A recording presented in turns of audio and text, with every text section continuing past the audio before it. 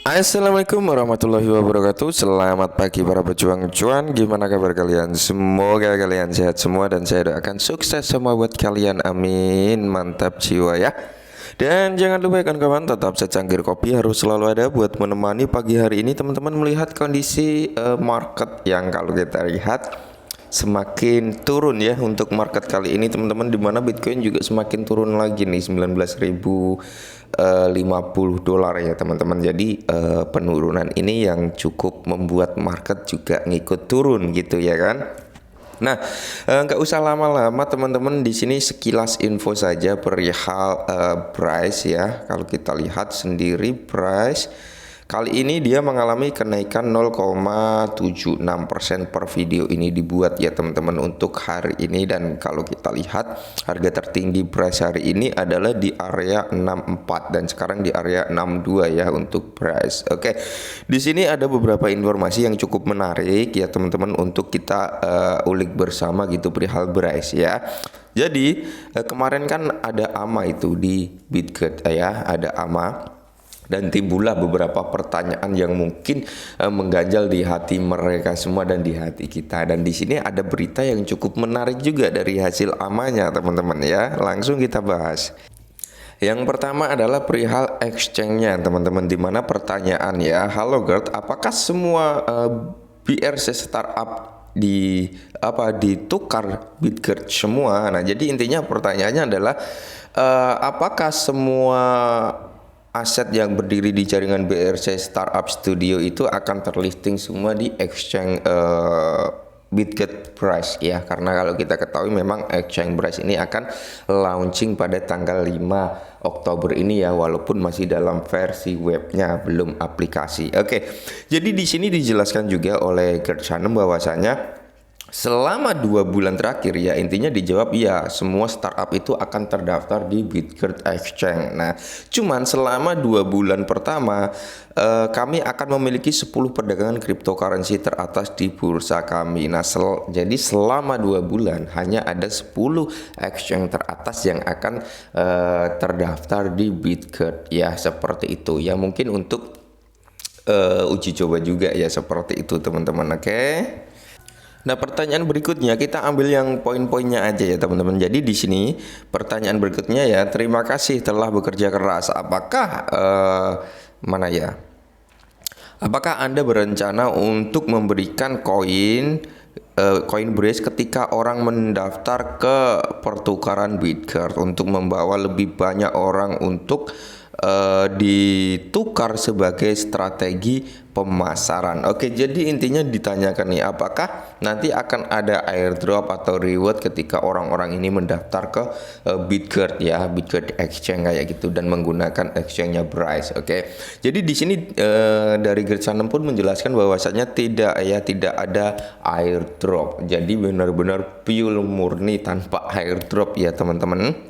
Nah, yang berikutnya adalah apakah Bryce Oktober ini akan terdaftar di exchange lagi? Pertanyaannya ya. Jadi di sini dijelaskan juga ya, kami sedang dalam negosiasi dengan beberapa pertukaran Tier 1 seperti yang kami janjikan bahwasanya tentang hobi kami telah mengirimkannya. Jadi untuk di Oktober ini dari Bryce-nya sendiri sedang melakukan negosiasi lah ya, intinya pendaftaran di exchange Tier 1 ya teman-teman. Yang satu sudah terrealisasi yaitu Huobi Global. Oke, mungkin ini pertanyaan yang jadi berpikir di benak teman-teman semua ya, bahwasanya di sini ada pertanyaan yang cukup menarik ya mengenai integrasi fiat di Bitget Exchange. Kami akan datang, apakah cek kami memiliki setoran atau penarikan INR ya, atau alias mata uang fiat ya teman-teman. Jadi di sini dijelaskan juga nih oleh Gert Sanem ya, kami tidak ada memiliki deposit atau penarikan uang fiat. Nah, jadi untuk deposit uang fiat dan penarikan itu nggak akan ada di Bitget Exchange ya teman-teman. Jadi exchange Bryce ini exchange terasa DEX ya, karena di DEX pun juga sama, nggak ada penarikan mata uang fiat, hanya ada deposit dan withdraw dengan menggunakan mata uang aset cryptocurrency gitu ya. Jadi intinya di sini nggak akan ada nih, semisal ini ya, kita contohkan kayak gini. Semisal Brace ini berdiri milik Indonesia gitu ya. Kita contohkan seperti itu.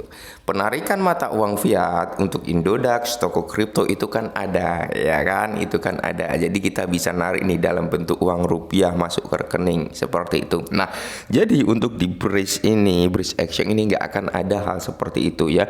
Kalau mau deposit ke Brace Exchange ya kalian harus menggunakan aset kripto gitu. Kalau mau menarik ya kalian harus pindahkan dulu ke exchange yang menyediakan penarikan mata uang fiat gitu teman-teman. Jadi semisal kalian ingin menarik nih ya kalian kirim dulu ya dari Brace Exchange ini ke Indodax dulu, ke toko kripto dulu ya. Atau yang orang luar negeri sana, orang luar sana mereka harus ngirim dulu ke Binance, Max Global dan sebagainya baru bisa ditarik ke mata uang fiat seperti itu. Jadi exchange Brace ini exchange desentralisasi exchange tapi rasanya apa kok desentralisasi lagi, cek ya, sentralisasi exchange untuk Brace ini rasa desentralisasi exchange kayak gitu ya. Nah, di sini ada pertanyaan juga ya teman-teman ya, di mana apakah pertukaran Bitcoin akan memiliki rantai lain juga atau hanya BRC? Nah, jadi jawabannya sentralisasi exchange dirancang untuk memiliki multi rantai. Jadi nanti di dalam Brace Exchange ini bukan hanya jaringan BRC aja, melainkan multi rantai. Semua rantai itu nanti akan ada di Brace Exchange gitu. Jadi kalian mau ngirim nggak harus menggunakan jaringan BRC20 tapi banyak pilihan teman-teman, banyak pilihan rantai multi rantainya nanti ya. Intinya kayak exchange lainnya lah, sama seperti exchange lainnya, cuman bedanya di sini nggak ada penarikan mata uang fiat gitu teman-teman ya. Dan yang perlu ditanyakan bahwasanya tentang KYC ya teman-teman, apakah alasan di balik tidak ada KYC hampir semua wajar oleh setiap pemerintah tidak menurut Anda akan merugikan pertukaran di masa depan. Oke, jadi dijawab nih dengan tegas. KYC wajib hanya jika transaksi cek dalam fiat. Ya, Bitcoin tidak memiliki setoran atau penarikan uang fiat. Ya, intinya kayak di DEX. Di DEX kan kita nggak perlu KYC juga ya kan teman-teman, kita cuman daftar ya kan, nggak perlu KYC ya, kurang lebih seperti itu yang kita bahas tadi di atas, bahwasanya exchange Brace ini ya sentralisasi exchange tapi rasanya rasa DEX kayak gitu karena tanpa ada KYC juga gitu teman-teman. Nah, jadi di sini ada pertanyaan lagi nih, jika tidak ada KYC pemerintah akan melarang pertukaran di masa mendatang. Nah, jadi dijawab juga dengan tegas oleh Gert Sanem. Jadi maksudmu mereka melarang semua DEX yang ada di pasaran? Ya, jawabannya cukup cerdas karena DEX itu nggak ada KYC ya kan, dan DEX nggak ada penarikan mata uang fiat. Maka dari itulah dari exchange Brace ini nggak ada KYC karena nggak ada penarikan mata uang fiat, hanya ada penarikan mata uang aset digital cryptocurrency kayak gitu ya. Nah, di sini pun ada pertanyaan juga ya teman-teman, bahwasanya ada yang menanyakan gimana Anda mendapatkan keuntungan jika perdagangan di Brace Exchange ini nol biaya ya teman-teman. Jadi banyak timbul persepsi. Nah, dijawab juga oleh Gert Sanem bahwasanya dia akan dapat income, intinya seperti itu, akan dapat pendapatan dengan pendaftaran dan dengan cara lainnya. Intinya setiap ada aset yang mendaftar kan pasti itu memberikan biaya ya, membutuhkan memberikan uang pendaftaran, kurang lebih seperti itu. Kayak kalian mau sekolah lah, daftar sekolah pasti ada lah ya uang pendaftaran, uang seragam dan sebagainya. Nah, dari Gert Sanemnya sendiri akan mendapatkan keuntungan dari situ dan dengan cara lainnya ya, mungkin dengan ya semua exchange itu kan pemain gitu teman-teman ya, ya bisa jadi dapat dari situ ya teman-teman, dari ya banyak cara lah ya, bukan hanya dari setiap perdagangan, penarikan dan sebagainya gitu ya kan. Nah, yang sangat menarik adalah Gert Sanem, apakah Anda berencana listing di Bursa Efek Indonesia? Nah, jawabannya ya, Bursa Efek Indonesia seperti Indodax ya kan, jawabannya negosiasi Indodax sedang berlangsung. Nah, jadi secara tidak langsung Gert Sanem ini sudah melakukan negosiasi ya, kalau kita lihat dari jawabannya tersebut? Ya, negosiasi Indodax sedang berlangsung, berarti sedang berkoling-koling dengan Pak Oscar nih untuk melisting daripada Brace ini ke dalam platform Indodax kayak gitu. Jadi kalau sudah masuk Indodax, kalian bisa melakukan pembelian melalui Indodax ya, seperti itu teman-teman. Jadi enaknya kalau listing di exchange lokal ya kayak gitu. Semisal listing di Indodax ya kan, kita mau beli Brace ya udah kita bisa beli Brace di Indodax ya.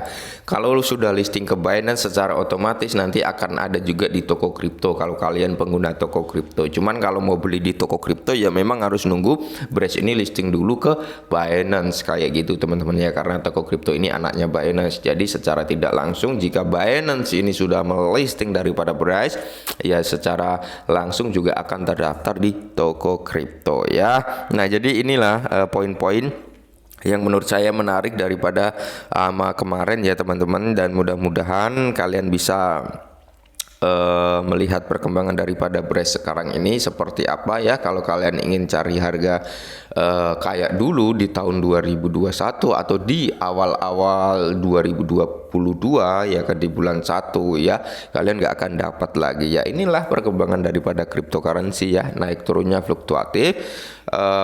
Yang penting projectnya jalan, dan ingat ini untuk jangka panjang ya, apalagi dia memiliki exchange-nya sendiri. Dan exchange-nya ini ya yang tidak kalah penting teman-teman, ketika versi web ini sudah lancar, nggak akan ada kendala, nggak akan ada bug dan sebagainya. Gercana menjelaskan bahwasanya setelah peluncuran 1 bulan maka akan ada perilisan tentang aplikasi exchange Brace versi Android-nya, kurang lebih seperti itu. Oke, mungkin ini dulu perihal Brace, semoga bermanfaat. Salam cuan.